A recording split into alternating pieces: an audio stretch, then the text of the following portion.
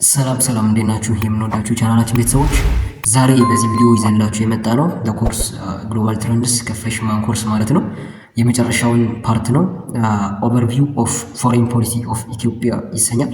የኢትዮጵያ የውጭ ግንኙነት ታሪክ ከሞደርን ኢትዮጵያን ስቶሪ ጀምሮ ያለውን ነው ማለት ነው። ይሄ ፓርት ሙሉ የያዘው ከኢምፔረር ቴዎድሮስ ጀምሮ እስከ አፍተር 1991 ወይም ደግሞ ምንድነው የሚባለው ኢህአዴግ እስከሚባለው ድረስ ያለውን ሙሉ ጠቅላላ አድርጎ የያዘ ፓርት ነው። ትንሽ ረዘም ሲል በሶስት ቪዲዮ ነው ከፋፍለን እየሰራንላችሁ ተከታተሉ። ፎሬን ፖሊሲ ዲዩሪንግ ቴዎድሮስ II 1855 to 68 እንግዲህ የኢትዮጵያ ሞደርን ስቶሪ ወይም ደግሞ ዘመናዊ ኢትዮጵያ የምትባለው ሀገር የሚጀምረው ታሪኳ ከኢምፔረር ቴዎድሮስ ጀምሮ ነው።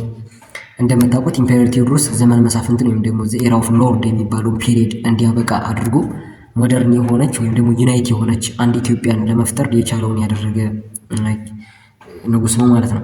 ዘ ፕሮሰስ ኦፍ ሞደርን ስቴት ዋዝ ቢግን ኢን 1855 ባይ ቴዎድሮስ። እንግዲህ በቴዎድሮስ የሞደርን ስቴት ፕሮሰስ የጀመረው በ1855 ዓ.ም ጀምሮ ነው ቴዎድሮስ ወደ ስልጣን ሲመጣ ማለት ነው። ቴዎድሮስ wanted to create a united Ethiopia ዩናይት የሆነች ኢትዮጵያን ለመፍጠር ክሬት ለማድረግ ትልቅ የሆነ ፍላጎት ወይም አምቢሽን ነበረው።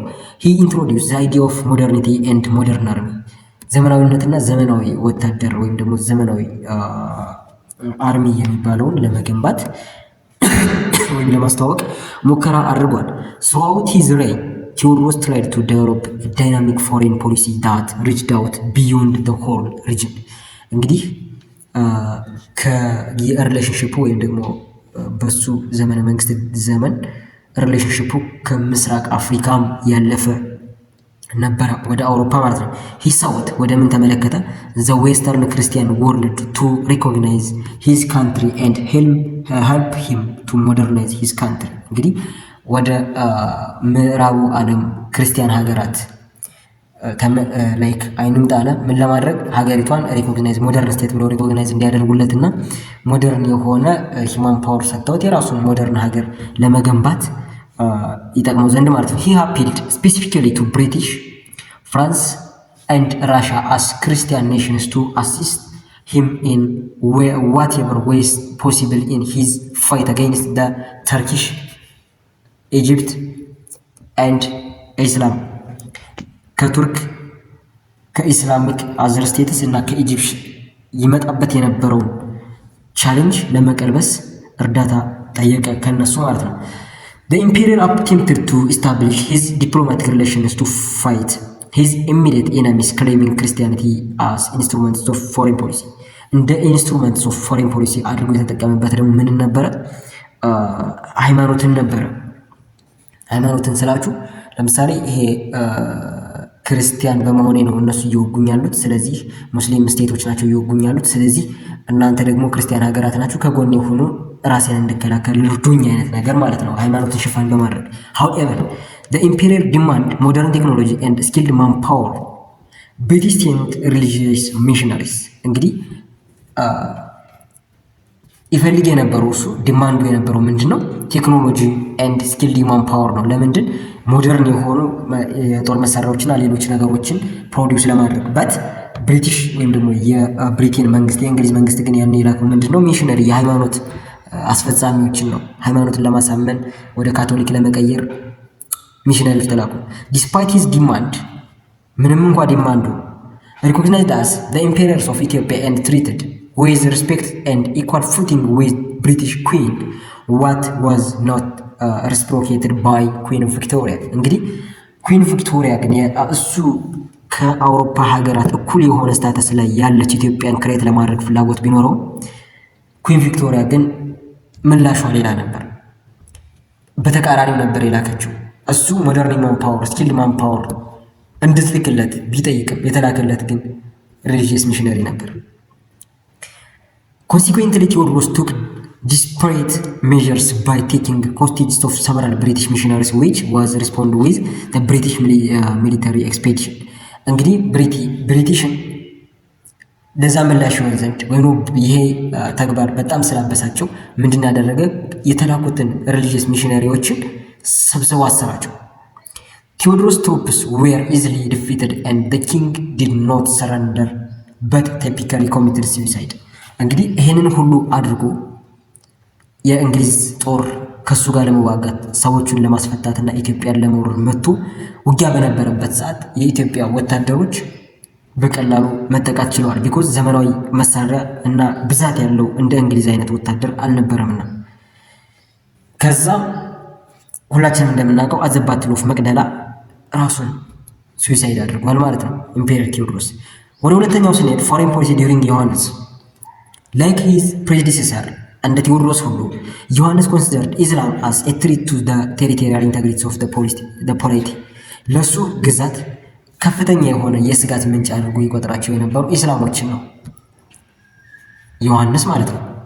Indeed, Egypt tried to put a serious security threat in its continued attempt to invade the country.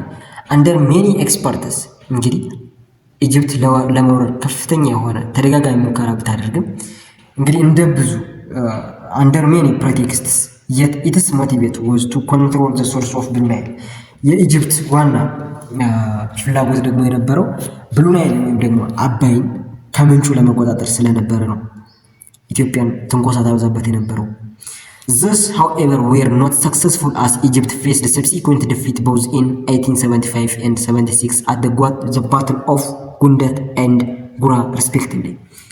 At the year 1875, Egypt defeated by Ethiopian troops at the Battle of Gundet.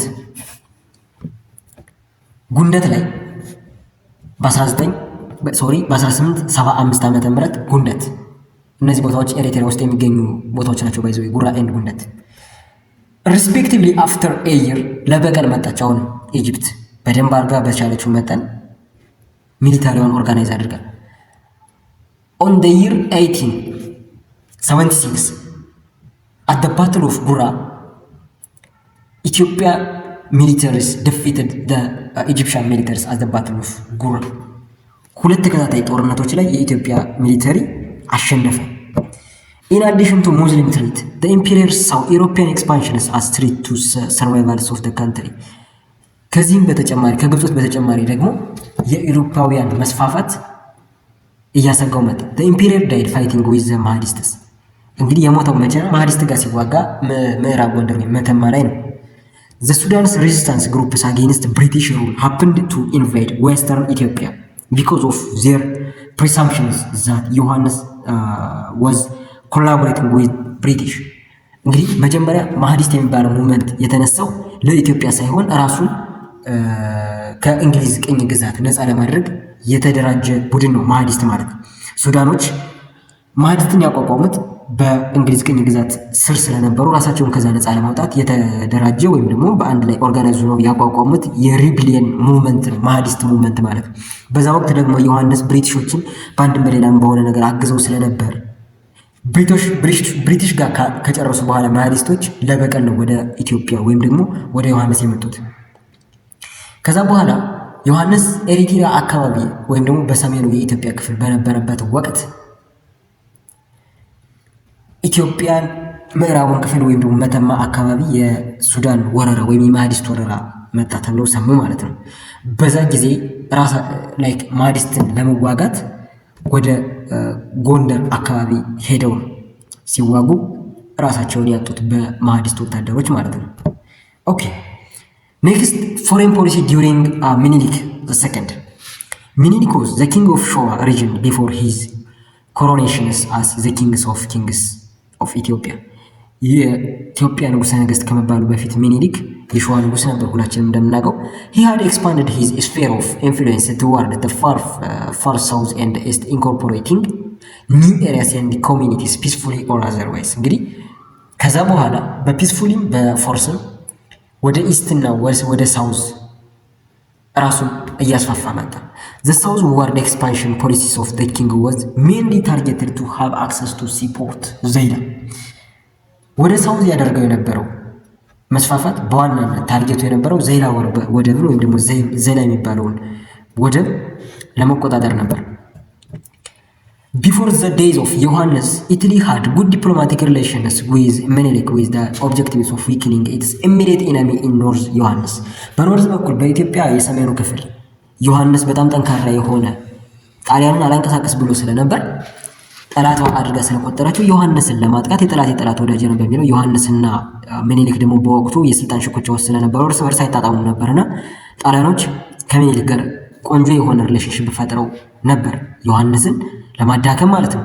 ፎሎዊንግ ዘ ዴይዝ ኦፍ ዮሐንስ ከሞተ በኋላ ደግሞ however ኢጣሊ continued to be the main challenges in the north እንግዲህ በሰሜኑ የኢትዮጵያ ክፍል ዮሐንስን ከሞተ በኋላ ከፍተኛ የሆነ ቻሌንጅ የኢትዮጵያ ቻሌንጁን አቀጠለች። Moreover, the king saw the other colonial powers surrounding all four corners of the country as the scrambles of Africa was heightened. እንግዲህ የአፍሪካ ቃርመታ የሚባለው ወይም ደግሞ ስክራምብል ኦፍ አፍሪካ የሚባለው ፔሪድ ላይ በጣም ሃይ የሆነ ሲመጣ የኪንግ ሚኒሊክ ስጋት እየጨመረ መጣ።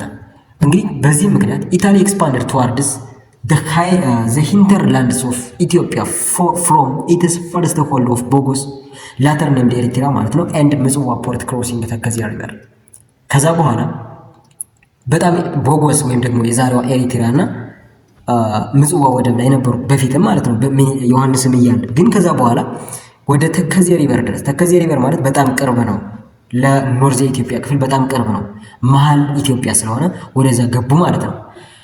The imperial entered many treaties and agreements to solve the challenges amicably እንግዲህ ትሪቲዎችን ከጣሊያን መንግስት ጋር በፒስፉል ወይ ለመፍታት ከጦርነት ራስን ለማትረፍ ትሪቲዎችን ወይም ደግሞ ስምምነቶችን እየተፈራረመ ነበር። one of the remarkable treaties was ውጫሌ ትሪቲ ነው። ውጫሌ ትሪቲን ሁላችንም እንደምናውቀው እንደውም ለአድዋው ጦርነትም እንደ ኮዝ ሆኖ የሚጠቀስ ትሪቲ ነው። አንዱ ትሪቲ ነው ውጫሌ ትሪቲ ማለት ነው። friendship and the peace treaty where the parties agreed to avoid war and solve the problem peacefully በሰላም ችግሮችን በሰላም ለመፍታት በሚል የተደረገ አግሪመንት ነበረ ውጫሌ ትሪቲ።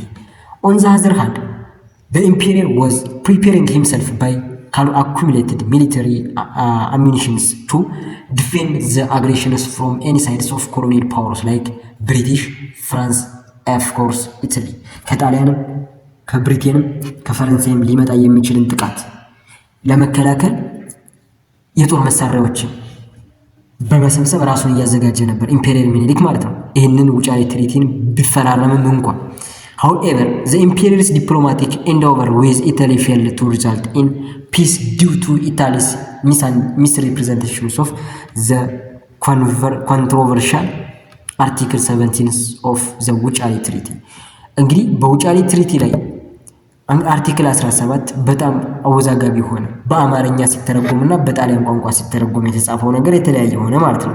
ይሄ ደግሞ ለጦርነቱ ምክንያት የሆነው እሱ ነው።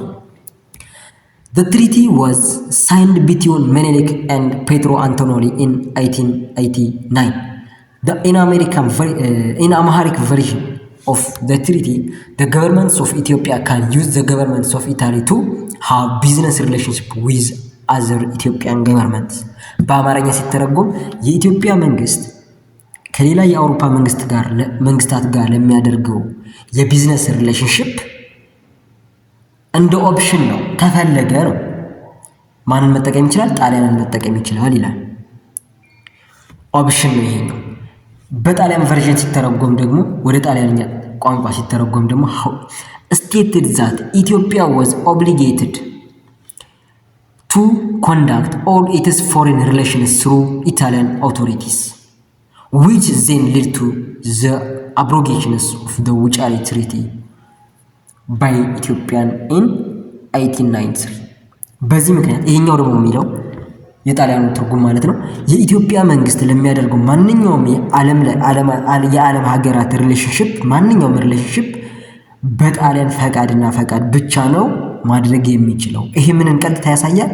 አንደር ኮሎኒያል ሩል የሚለውን ያሳያል።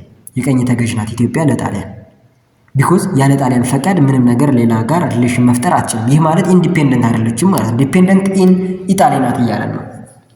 በዚህ ምክንያት በ1893 ኢትዮጵያ የውጫሌ ትሪቲን በይፋ አፈረሰችው። ኦኬ as a result Italy prepared for war and started its systematic penetrations of the country from the north. በኖርዝ በኩል በጣም በፍጥነት ወደ ኢትዮጵያ ድንበር መግባቷን ቀጠለች። In 1896 the emperor declared nationwide war against Italy ጣሊያን ላይ ኢምፔሪየር ሚኒሊክ በ1896 ማለት ነው ጦርነት አወጁ። after a severe battle ከብዙ ደም አፋሳሽና አደገኛ ጦርነት በኋላ ኢትዮጵያን forces defeated Italy at the battle of Adowa። battle of Adowa ጣሊያን ተሸነፈች። the significance of the Adowa victory is loud and clear as many European powers recognized Ethiopia as independent African state. Similar footing with the Europeans. እንደ አውሮፓውያን ሁሉ ኢንዲፔንደንት የሆነች ነፃ ስቴት ናት ብለው ሪኮግናይዝ ያደረጉ የአውሮፓ ሀገራት ማለት ነው ኢትዮጵያ። Britain, France, Russia and Italy come to Menelik's palace to arrange formal exchanges of ambassadors after the Battle of Adowa. ከአድዋው ጦርነት ማግስት የብሪቴን መንግስት፣ የጣሊያን መንግስት፣ የራሽያ መንግስት ኢቨን ኢፍ ራሱ አድዋ ላይ የተሸነፈው የጣሊያን መንግስት አምባሳደሮቻቸውን በኢትዮጵያ ለማስቀመጥና ኢትዮጵያ አምባሳደር በሀገራቸው እንድታስቀምጥ ወይም ደግሞ ኢንዲፔንደንት መሆኗን ሪኮግናይዝ አድርገው ግልጽ የሆነ ሪሌሽንሺፕ ለመጀመር ወደ ሚኒሊክ ፓላስ ወይም ደግሞ የቤተ መንግስት መጡ ማለት ነው። ኦኬ ጋይስ የዛሬውን ቪዲዮ በዚህ እንጨርሳለን። ኔክስት ቪዲዮ ደግሞ የምንመጣው ኔክስት እዚሁ ላይ ማለት ነው ትንሽ ስለራዘመ ነው ፎሬን ፖሊሲ ዲዩሪንግ ኢምፐረር ኃይለ ሥላሴ ከሚለው ጀምሮ ያለውን የምናቀርብላችሁ ነው የሚሆነው። ኦኬ ቪዲዮ እየተመቻችሁ ከሆነ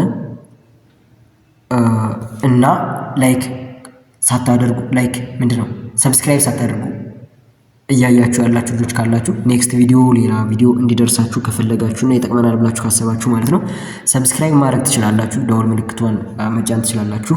ቪዲዮ ስንለቅ ኖቲፊኬሽን እንዲደርሳችሁ ማለት ነው። ዘን ለጓደኞቻችሁ ይጠቅማቸዋል ብላችሁ ካሰባችሁ ሌላ ቦታ የሚኖሩ ጓደኞቻችሁ ሊሆኑ ይችላሉ። አይዘር ደግሞ አብረዋችሁ ብቻ ግን ሼር በማድረግ ለቻናሉ እድገት ይጠቅማልና ሼር በማድረግ መቀላቀል ትችላላችሁ። እንዲቀላቀሉ ማድረግም ትችላላችሁ። ኔክስት በሌላኛው ቪዲዮ እስከምንገናኝ ይመቻችሁ። ሰላማችሁ ይብዛ። ቻው